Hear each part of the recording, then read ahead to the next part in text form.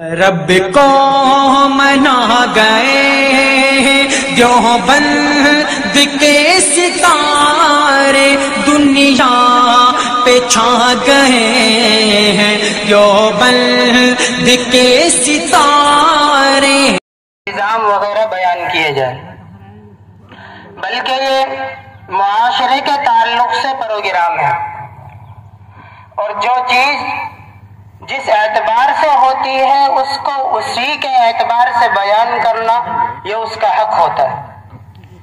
اس لیے میں آپ حضرات کے سامنے اسی اعتبار سے قرآن کریم کی ایک آیت تلاوت کر چکا ہوں۔ اس میں اللہ رب العزت والجلال نے پیغمبر حبیب محمد عربی صلی اللہ علیہ وسلم کو خطاب کرتے ہوئے حکم دیا ہے، فرمایا ہے اے میرے حبیب صلی اللہ علیہ وسلم، آپ اپنے اہل و عیال کو نماز کا حکم کریں۔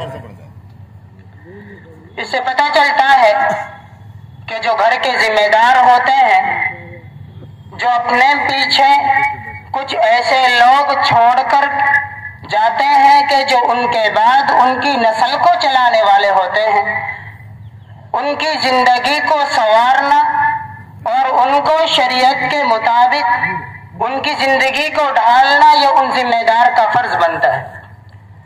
آج کل عام طور پہ ہم دیکھتے ہیں کہ ماں باپ جو ہیں ان کو یہ پتہ ہی نہیں ہے کہ ہماری اولاد اپنی زندگی کو کس انداز سے گزار رہی ہے، ہماری اولاد کی زندگی کہاں خراب ہو رہی ہے، ان کو کچھ نہیں پتہ ہے۔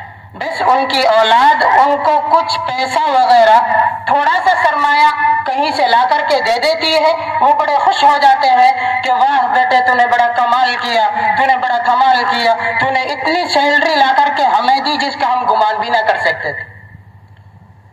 اس لیے میں آپ سے کہنا چاہتا ہوں، میں آپ سے درخواست کرنا چاہتا ہوں کہ والدین کی ذمہ داری ہوتی ہے اپنی اولاد کے کندھے پر ہاتھ رکھ کر کے ان کو یہ تعلیم دی جائے کہ بیٹے آپ جہاں زندگی گزار رہے ہیں نا، یہ زندگی گزارنے کا طریقہ نہیں ہے۔ آپ جن ساتھیوں کے ساتھ زندگی گزار رہے ہیں نا، یہ ساتھی ایسے ہیں جو آپ کو ایک راستے سے الگ کر کے شیطان کے راستے کی طرف لے جانا چاہتے ہیں۔ اس لیے پہلے محمد عربی صلی اللہ علیہ وسلم کو حکم دیا جا رہا ہے اے میرے حبیب آپ اپنے اہل و عیال کو نماز کا حکم کریں، آپ اپنے اہل و عیال کو نماز کا حکم کریں۔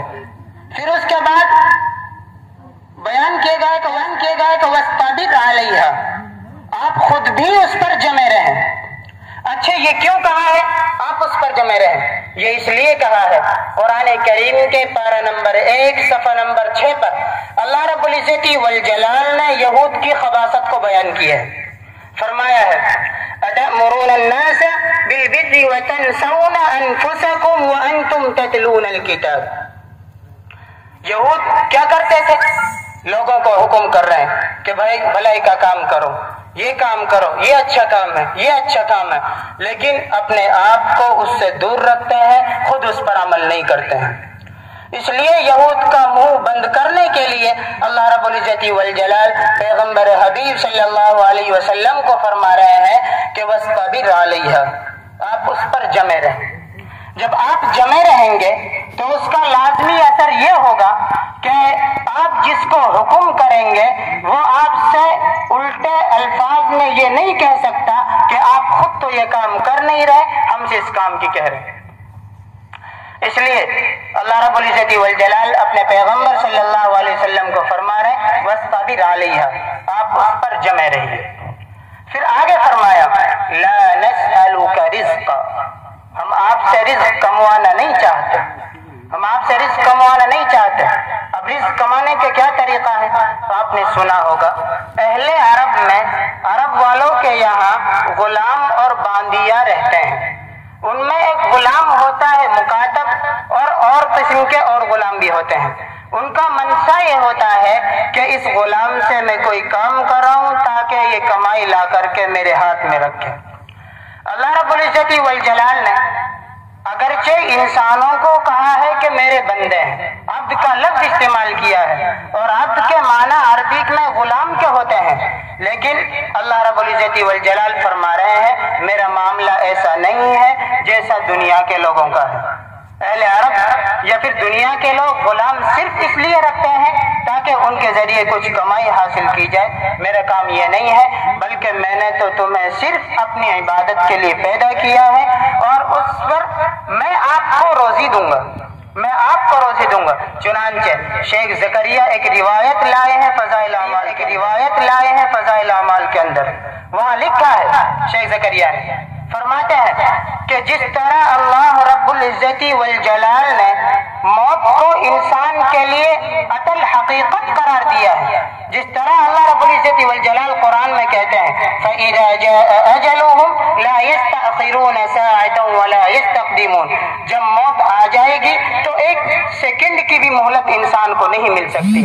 جس طرح موت کا آنا یقینی ہے، اسی طرح انسان کو اس کی روزی پہنچنا بھی یقینی ہے.